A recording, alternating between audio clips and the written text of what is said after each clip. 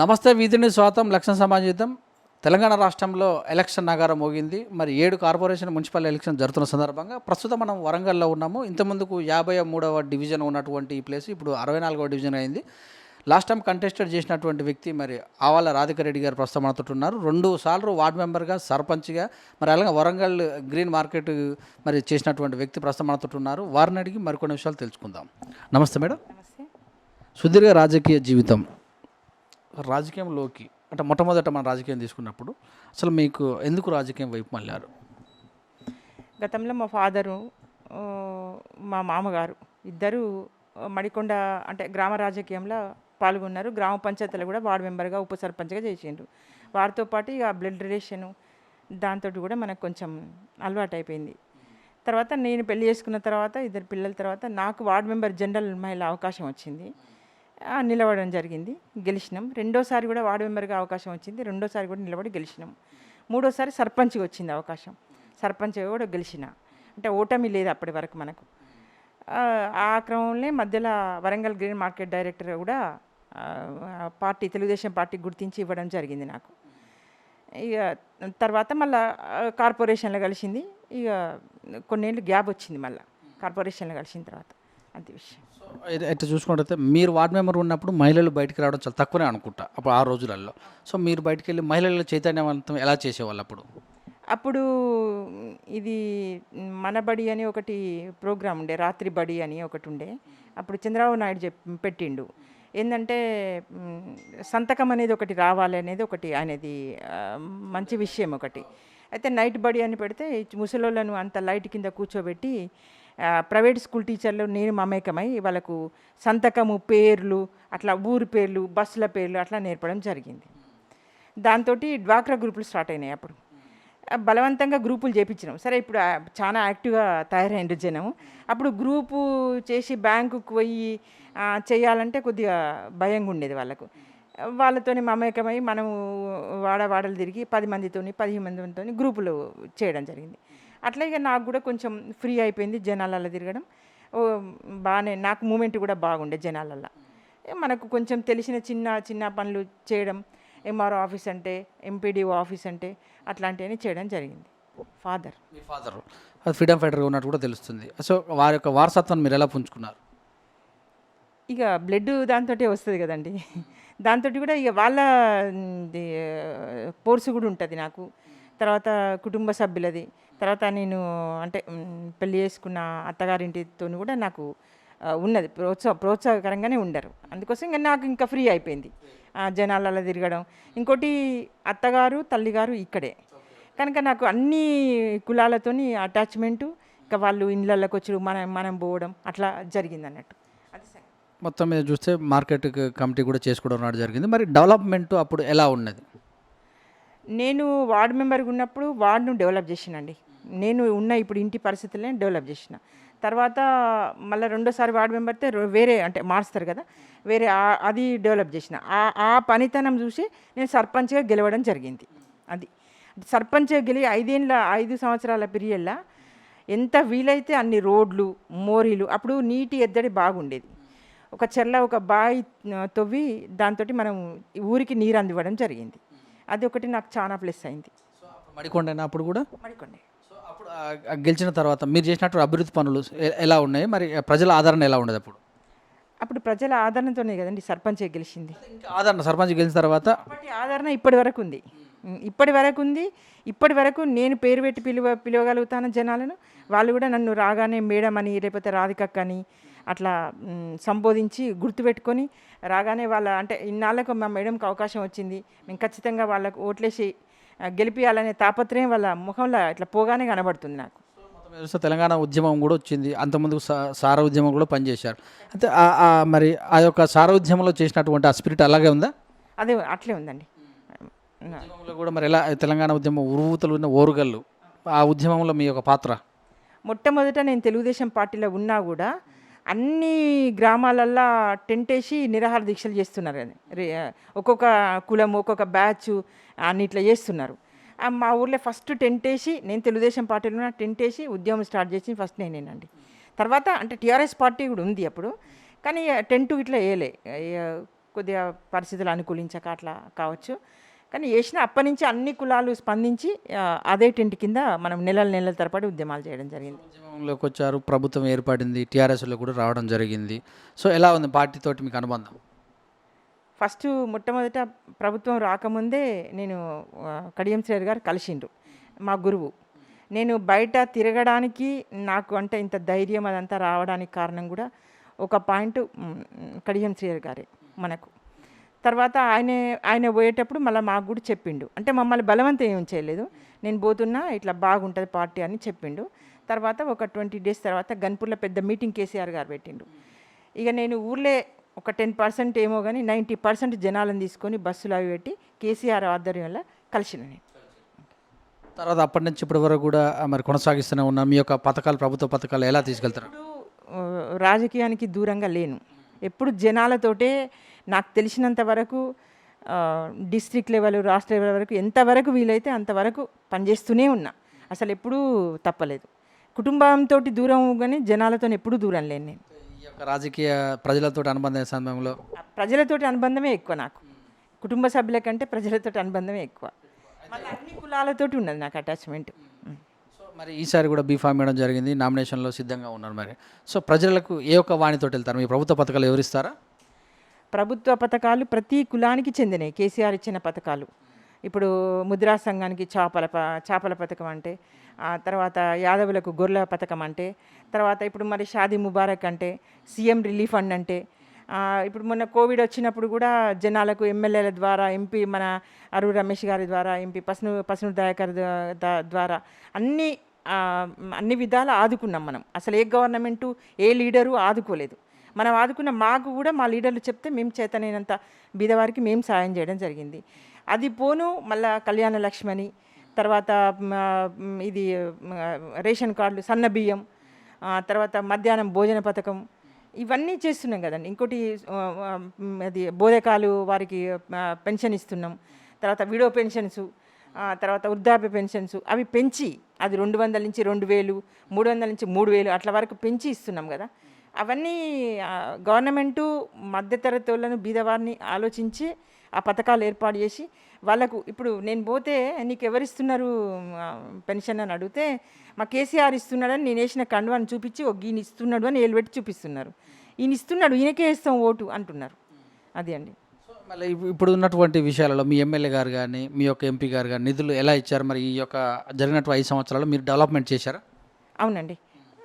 అంటే గత కార్పొరేటర్ కాంగ్రెస్ అయినా కూడా మేము దాదాపు ఒక 50% వార్డులలో తిరిగి తీసుకొచ్చి కమ్యూనిటీ హాల్స్, కులాల వారికి అడిగితే వాళ్ళు community halls, school compound walls, mission భగీరథది, రైతు వేదికలు అవన్నీ చేసినాము. కొన్ని మంచి పెద్ద పెద్ద రోడ్లు కూడా కొట్టేసినామండి.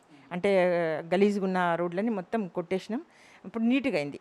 ఇక్కడ కొన్ని మడికొండ ప్రాంతంలో అయితేనేమి, కొన్ని టేకులగూడెంలో అయితేనేమి కొత్త కాలనీస్ ఏర్పడుతున్నాయి. కొన్ని రోడ్లు కూడా మరి అక్కడక్కడ మరి వాళ్ళు వాగ్దానాలు కూడా చేసినట్టు కూడా ప్రజలు చెప్తున్నారు. అక్కడ మీరు దాన్ని ఎంతవరకు నెరవేరుస్తారు? 100% నెరవేరుస్తానండి. నా కార్పొరేషన్ ఎలక్షన్ అయిపోయిన తర్వాత నేను ఎట్లయినా ప్రజల ఆదరణ పొందుతున్నా, ఖచ్చితంగా నేను గెలుస్తా. నాకు ఫండ్స్ ఉంటాయి. ఎమ్మెల్యే గారు మన అరువు రమేష్ గారు నాకు అంటే నా పనితమను గుర్తించి ఇంకా ఎక్కువనే అంటే నా డివిజన్కి ఎక్కువనే ఫండ్స్ ఇస్తారు. ఎందుకంటే మడికొండ గురించి ఆయనకు పూర్తి అవగాహన ఉన్నది. అంటే అవగాహన అంటే అవపాసన పట్టి ఉన్నాడు. మన ఎంపీ పసునూరు దయాకర్ గారు, తర్వాత ఇంకొకటి ఏంటంటే మన ఎర్రబెల్లి దయాకర్ రావు గారు కూడా వస్తారు. అంటే ఆయనకు కూడా మడికొండ గురించి తెలుసు. ఇంకోటి ఏంటంటే మన మెట్టుగుట్టకు ఎండోమెంట్ మినిస్టర్ ఇంద్రకరణ్ రెడ్డి గారు రమ్మంటే వచ్చిండ్రు. మా ఎమ్మెల్యే గారు తీసుకొచ్చిండ్రు, అరువు రమేష్ గారు తీసుకొస్తే అక్కడ ₹1 ఇవ్వడం జరిగింది. అంటే అక్కడ మెట్టుగుట్ట మీద ఎంతో డెవలప్మెంట్ చేసినాం. నాకు ఏ పదవి లేకున్నా కూడా ఎంతో డెవలప్మెంట్ చేసినాం. అట్లనే అందరి దగ్గర మెప్పు పొంది ఖచ్చితంగా నేను ఫండ్స్ తీసుకొస్తా. మడికొండను 5 ఏళ్ళ పీరియడ్లో 90% నున్నగా చేస్తా. ఇప్పుడు క్యాంపెయినింగ్ కూడా వెళ్ళాల్సి వస్తుంది. అంటే ఇప్పటిదాకా మీ డెవలప్మెంట్ కాకుండా మీ యొక్క డివిజన్లో సమస్యలు ఏమైనా మీ దృష్టికి వచ్చినాయా? వాటిని ఎకారవ్ చేశారా? వచ్చింది. గతం 53వ డివిజన్లో కొంత వెల్తీ కనిపిస్తుంది, అంటే డ్రైనేజీ ప్రాబ్లం కనిపిస్తుంది. అది చేస్తా నేను. ఒకటి కట్ట మీద ఒక రోడ్డు వేయాలన్న ఉద్దేశం ఉన్నది, అది కూడా వేయాలనుకుంటున్నా. అంటే అక్కడ దాని కట్ట చుట్టూ ఇండ్లు ఉంటాయి, అక్కడ ఒక రోడ్ వేస్తే చాలా అందంగా ఉంటుంది, చెరువు కూడా చూడడానికి బాగుంటుంది అన్నది ఒకటి ఉన్నది. తర్వాత మెట్టుగుట్ట కూడా పర్యాటక కేంద్రంగా తీర్చిదిద్దుతానని ఎండోమెంట్ మినిస్టర్ ప్రమాణం చేసిండు కాబట్టి దాన్ని కూడా ఆయన దగ్గరికి పోయి అడిగి తీసుకురావడం జరుగుతుంది. కొంతమందికి పెన్షన్స్ అవి ఇవి ఉన్నాయి, ఇంకా కొత్తగా అప్లై చేసేటి అవి ఒకటి. ఇంకొకటి మన కేసీఆర్ గారు 5.5 లక్షలు జాగా ఉన్నవారికి ఈ ఎలక్షన్ అయిపోయాక స్టార్ట్ చేస్తామని చెప్పిండ్రు. దానికి అంటే అప్లై చేసుకోమన్నాడు. అది కూడా ఎంతమందికి అయితే జాగా ఉన్నదో వాళ్ళందరికీ తెప్పించి దగ్గరుండి ఇండ్లు కట్టిస్తాం, ఇండ్లు లేని వారికి. కొత్తగా మీ ప్రభుత్వం కూడా వనాలు వేయించాలని చెప్పి గౌండ్ల వాళ్ళకి ఈత వనాలని చెట్లు కూడా పచ్చదనం కూడా చాలా చక్కగా పెట్టాలని చెప్పి కమ్యూనిటీ హాల్స్లలో గార్డెన్లను పరిరక్షించే విషయంలో మీరు ఎలా ఉంటారు? దానికి 100% సపోర్ట్ చేస్తానండి. ఇంకా నా సజెషన్ ఏంటంటే ఫస్ట్ కమ్యూనిటీ హాల్ స్టార్ట్ అయ్యే ముందే చెట్లు కాంపౌండ్ వాళ్ళు కట్టి ఫస్ట్ చెట్లు కట్టినాకనే కమ్యూనిటీ హాల్ మెయింటైన్ చేయమనేది మన ఎమ్మెల్యే అరు రమేష్ గారు చెప్పడం జరుగుతుంది. మనం కూడా అట్నే చేస్తున్నాం. ఇంకోటి ఈత వనాలు అనేటి చెరువు కట్ట పొడుగు ఉంటుంది, మనకు 3 కిలోమీటర్లు ఉంటుంది. ఆ కట్ట చుట్టూ ప్రతి సంవత్సరం పెట్టిస్తున్నాం. ఎందుకంటే ప్రైవేట్ ల్యాండ్స్ అనేటివి కొంచెం కష్టం కదా, అందుకోసం కట్టల మీదనే ఎక్కువ ఈ ఈత వనాలు పెట్టిస్తున్నాం. ప్రభుత్వం పండుగలు వచ్చినప్పుడు కూడా చాలామందికి అన్ని వర్గాల వారికి కూడా చీరలు పంపిణీ కూడా చేస్తున్నారు కదా, మరి అలాంటి వాళ్ళని గుర్తించి మీరు ఎలా ఇస్తారు? ఇప్పుడు కేసీఆర్ గారు అంటే ఒక ఊర్లే గుర్తించి ఎవరు బీదవారు ఏంది ఆర్థిక పరిస్థితులు అని ఒక లిస్టు రాసి దాని ప్రకారం కేసీఆర్ గారు చీరలు బతుకమ్మ పండుగకు చీరలు, హిందువులకు క్రిస్టియన్ వాళ్ళకు కూడా డ్రెస్సు ప్లస్ ఫాదర్లకు కూడా షర్టు ప్యాంటు అట్లాంటి. తర్వాత ముస్లిమ్స్కి కూడా, ఇంకా ముస్లిమ్స్కు మా ఎమ్మెల్యే గారు ఏం చేస్తారంటే బట్టలతో పాటు తన సొంతంగా బిర్యానీ కిట్టు అని ఒకటి ఇస్తాడు మా ఎమ్మెల్యే అరు రమేష్ గారు. అంటే ఎంతమంది ఉంటే అంటే ఇక్కడ ఊర్లలో లిస్ట్ రాసిస్తారు. ఆ లిస్ట్ ప్రకారం ఆ ఎమ్మెల్యే గారు ఆ కిట్టులు తీసుకొచ్చి తనే సొంతగా స్వయంగా ఇస్తాడు. అదొకటి చేస్తారండి కంపల్సరీ. ఇప్పుడు హైదరాబాద్ అయినా సరే వరంగల్ అయితే వరదలకు వస్తే కొంచెం ఇబ్బందికరంగానే ఉంటుంది. ప్రణాళిక ప్రకారం అంటే మీరున్నటువంటి డివిజన్ను ఆ ముప్పు నుంచి చేసుకోవడానికి ప్రణాళికలు ఏమైనా ఉన్నాయి మీ దగ్గర? ఉన్నాయండి. ఇప్పుడు డ్రైనేజీ అనేది ఒకటేసారి మ్యాప్ వేయాలి. దానికి మ్యాప్ వేసి వెనుకట చెరువు కాలువలు అనేది ఒకటి ఉండేటి. అయితే ఒక చెరువు అంటే ఈ చెరువు కాలువలు ఏం చేసేటి అంటే అవి తీసుకొని పొలాలకు పోయేటి. ఆ పొలాల మధ్యలో కూడా చెరువు కాలువలు ఉంటాయి, పెద్దగా ఉంటాయి అవి. దాంతో ఈ డ్రైనేజీ వాటర్ అంతా అందులోకి పోనిస్తే మనం ఒక దగ్గర నుంచి ఒక దగ్గరికి పోతూనే ఉంటాయి డ్రైనేజీ. ఆ ప్రణాళిక నాకు ఉన్నది, ఫిక్స్ అయి ఉన్నది. నేను ఎమ్మెల్యే గారికి కూడా అదే ఎక్స్ప్లెయిన్ చేస్తాను ఇప్పటికీ. నా డివిజన్లో చెరువు సైడ్ ఉన్న కాలువలకు పెద్ద పెద్ద కాలువలు ఉన్నాయి, దాంట్లోకే కొట్టాలనేది నా ఉద్దేశం. సో మెయిన్గా ఈ యొక్క ఆధునీకరణ పెరుగుతున్న కొద్దీ మెట్రోపాలిటన్ సిటీలు ఏర్పడుతున్న కొద్దీ కాలుష్యం అనేది చాలా ఇంపార్టెంట్ అయిపోయింది. ఈ యొక్క కవర్లు కానీ ఎక్కడ పడితే అక్కడ పడేయటం కానీ, కొంచెం డిఫారెస్టేషన్ అంటే చెట్లను నరకడం కూడా చాలా జరుగుతుంది. ఇలాంటి వాళ్ళకి అవగాహన కల్పిస్తారా మీరు? తప్పకుండా అండి. చెట్లు పెంచడమే కానీ చెట్లు నరకడం అనేది లేదు కేసీఆర్ ప్రభుత్వంలో. సరే ఏదో కరెంటు లైను అదో ఇదో ఏదైనా అడ్డం ఉంటే తప్ప కానీ అట్లాంటి ఆలోచన అయితే ఇంత మటుకు లేదండి. కవర్లు ఎక్కువ ఆడుతుంటారు, ఎక్కడ పడితే అక్కడ విసిరేయడం కూడా జరుగుతుంది వాటిపైన. ఇప్పుడు అంటే మంచి మంచి ఫ్యామిలీసు అంటే కొంచెం అవగాహన వచ్చిన ఫ్యామిలీసు ఈ బ్లాక్ కవర్స్ అవి అవాయిడ్ చేసేసిండ్రు. కొంచెం బట్ట కవర్సు ఎక్కువ వాడుతున్నారు. 60% వచ్చింది జనాల అవగాహన. ఇంకో 40% అవగాహన వచ్చడానికి ప్రయత్నం చేస్తాం. క్యాంపెయిన్ కూడా వెళ్తున్నారు కదా, సో ఈ కరోనా సమయంలో ఎలాంటి జాగ్రత్తలు వహిస్తున్నారు, మరి ఎంతమందిని తీసుకెళ్ళి చెప్పే అవకాశం ఉంటుంది? నేను ఒక 10-12 మందితోనే స్టార్ట్ చేస్తున్నానండి, కానీ జనాలు ఆగట్లేదు.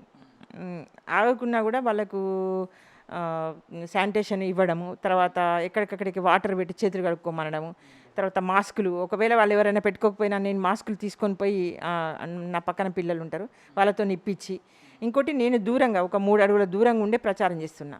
అంటే చెప్తున్నా ఇట్లా కరోనా కాబట్టి దగ్గరికి రాలేకపోతున్నాను, దూరం నుంచి నమస్కారం పెట్టి ఇట్లా నేను చేస్తా అని చెప్పి డెవలప్మెంట్ చేస్తా అని చెప్తా.